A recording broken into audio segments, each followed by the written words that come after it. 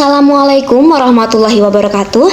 Perkenalkan, saya Maulida Zahra Kutratu Ain dari kelompok 2 Dasar-Dasar Membaca dan Menulis yang beranggotakan saya sendiri, Maulida Zahra Kutratu Ain dengan nomor induk mahasiswa 210142110. Selanjutnya teman saya, Nabila Zata Yumni dengan nomor induk mahasiswa 21014211014, dan yang terakhir Faradila Siti Dariah dengan nomor induk mahasiswa 210142102. Pada kesempatan kali ini kami akan memaparkan materi diskusi terkait dengan proses membaca dan jenis membaca. Yang pertama, saya akan menjelaskan terlebih dahulu terkait proses membaca. Ada dua hal yang akan saya sampaikan di proses membaca ini, yaitu proses membaca secara umum dan yang kedua jenis proses membaca. Oke, mari langsung saja kita ke proses membaca secara umum. Apa sih proses membaca atau bagaimana proses membaca secara umum ini? Proses membaca adalah bagaimana tahapan seseorang menangkap simbol-simbol berupa huruf hingga timbul beberapa respon terhadap dirinya. Nah, tahapan membaca secara umum yaitu bacaan dilihat oleh mata akibat rangsangan terhadap suatu tulisan. Namun di sini suatu bacaan juga tidak hanya dilihat oleh mata, namun bisa dirasakan oleh jari. Oleh sebab itu ada huruf braille untuk orang-orang yang menyandang tunanetra.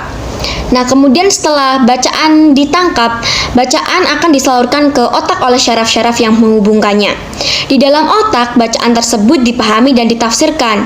Setelah itu, pembaca memberi respon kritis, baik yang tampak dan maupun yang tidak tampak. Respon kritis yang tampak ini dapat berupa tulisan atau pengucapan secara lisan. Sedangkan respon kritis yang tak nampak dapat berupa aktivitas memikirkan apa yang telah ditafsirkan atau dipahami dari bacaan tersebut. Nah, yang kedua di sini adalah jenis-jenis proses membaca. Nah, membaca ini terbagi menjadi beberapa jenis. Setidaknya menurut Haryo Suyono dan Mulyati, membaca itu terbagi menjadi 5 jenis prosesnya, yaitu sebagai proses psikologis, yang pertama itu.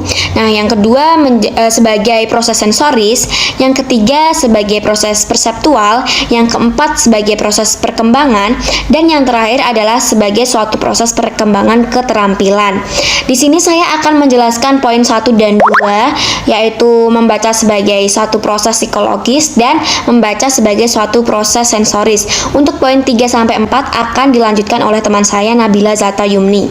Nah, di sini membaca sebagai suatu proses psikologis, yaitu sudah pasti membaca ini dikaitkan dengan batin, mental, dan psikis seseorang.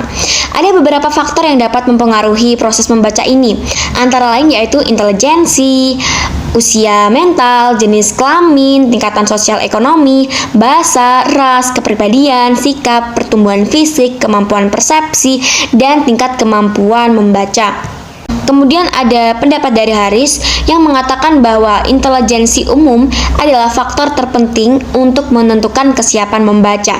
Intelijensi umum merupakan angka rata-rata perkembangan mental yang banyak tingkatannya. Oleh karena itu, intelijensi memiliki kaitan yang sangat jelas dengan faktor-faktor lainnya.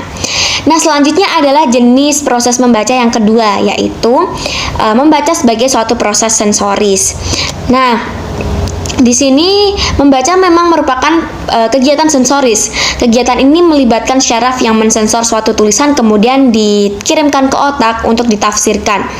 Dalam proses sensoris ini ada 2 panca indera yang dapat digunakan, yaitu mata dan juga jari atau kulit ya. Nah, kemudian proses sensoris ini kalau di jari itu biasanya dilakukan terhadap huruf braille. Nah, ketika jari-jari meraba huruf tersebut, maka terjadi rangsangan untuk menafsirkan simbol-simbol yang telah dirasakannya. Hal ini ditangkap oleh syaraf dan disalurkan oleh otak untuk ditafsirkan. Nah, di sini ada secara umum proses sensoris itu seperti apa, yaitu sebagai berikut. Nah, pertama-tama diawali dengan melihat atau merasakan. Untuk melihat ini dilakukan oleh mata, sedangkan merasakan dilakukan oleh jari. Kemudian terbentuk stimulus dan masuk melalui indera-indera tersebut.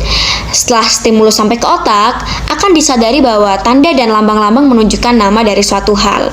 Selanjutnya ada faktor yang mempengaruhi dalam proses membaca sensoris, yaitu kepenatan, kegelisahan, kebimbangan, dan rasa tidak percaya diri. Faktor-faktor tersebut dapat menjadi kendala ketika kita membaca. Jadi untuk memperoleh informasi yang ada di dalam suatu bacaan ini akan terhambat apabila kita mengalami kepenatan, kegelisahan, kebimbangan, dan rasa tidak percaya diri. Nah, selanjutnya ada juga faktor lain yang dapat mempengaruhi proses membaca sensoris ini, entah menjadi semakin bagus atau menjadi semakin buruk dalam melakukan konsentrasi membaca, yaitu seperti gerakan-gerakan muka, lalu gerakan-gerakan tangan, memiringkan kepala, mendorong kepala ke depan, atau sikap-sikap duduk lainnya.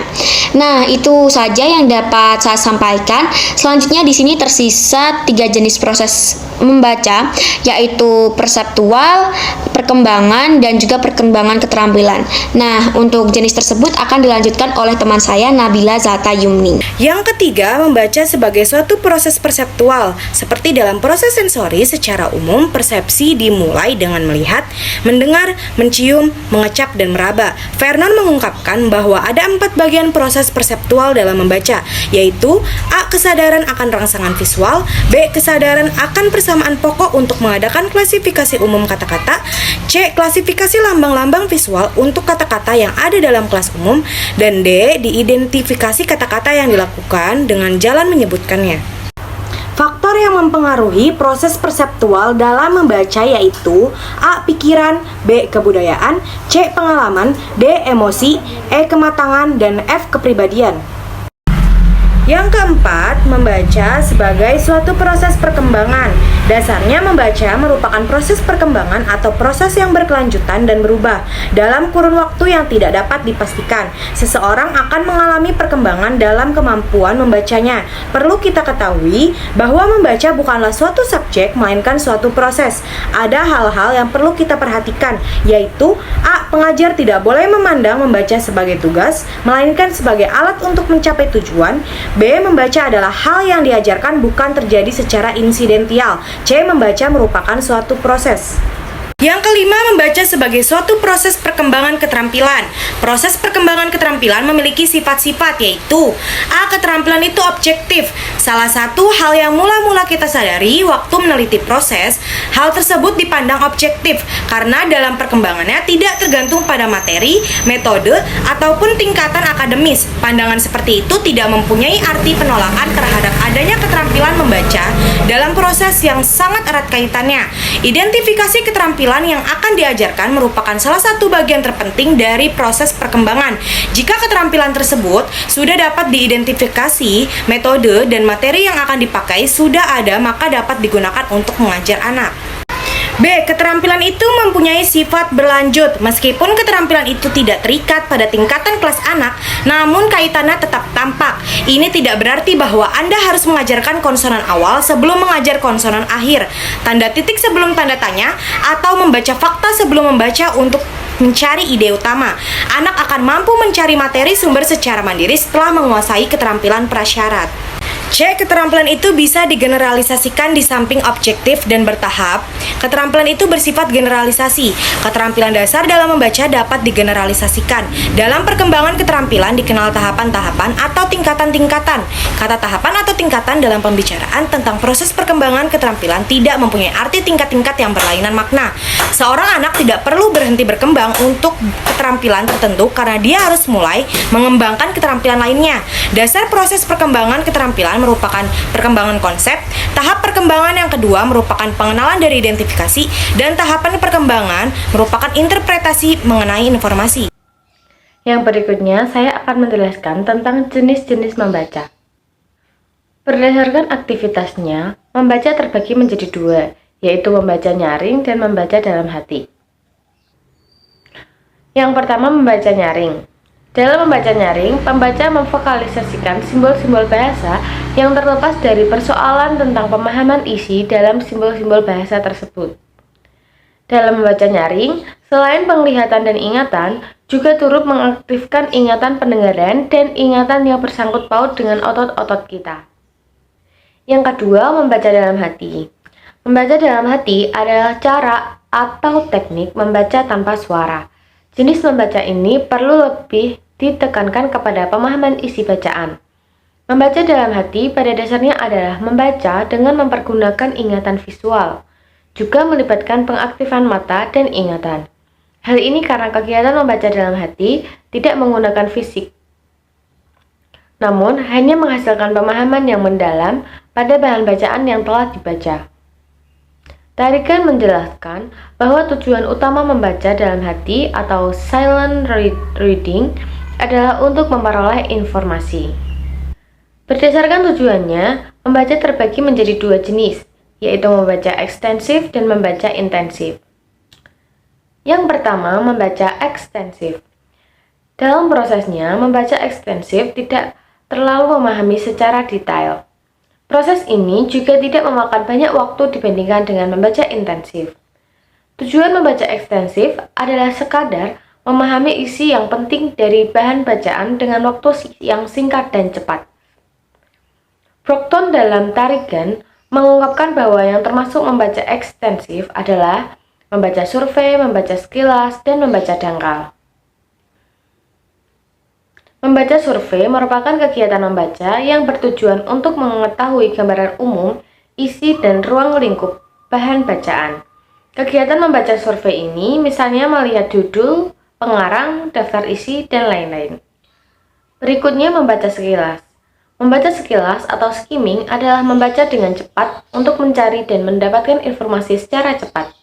Dalam hal ini, pembaca melakukan kegiatan membaca secara cepat untuk mengetahui isi umum suatu bacaan atau bagian-bagiannya.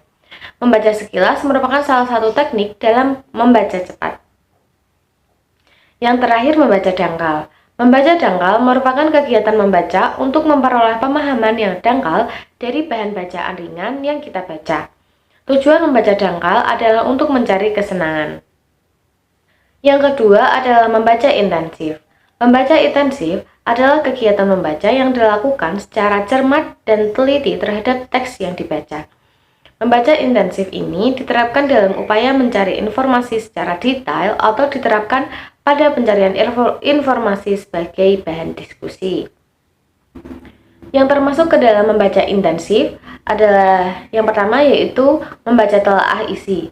Membaca telaah isi merupakan kegiatan membaca yang menuntut ketelitian, pemahaman, berpikir kritis, serta menangkap ide-ide dari bahan bacaan. Yang kedua, membaca telaah bahasa. Dalam kegiatannya, membaca telaah bahasa digunakan untuk pembaca mengetahui bahasa-bahasa yang digunakan oleh penulis dalam menyampaikan suatu gagasan. Bahasa yang digunakan penulis dapat bervariasi, bisa melalui sarana-sarana sastra dan simbol tertentu. Jadi, kesimpulan yang bisa kami dapat adalah kita dapat mengetahui bahwa proses membaca tidak identik dengan proses mengingat. Membaca bukan harus hafal kata demi kata atau kalimat demi kalimat yang terdapat dalam bacaan. Yang terpenting adalah penangkapan pesan atau ide pokok dalam suatu bacaan terjalankan dengan baik. Sekian dari kelompok kami, hanya ini yang bisa saya dan kelompok saya sampaikan. Wassalamualaikum warahmatullahi wabarakatuh.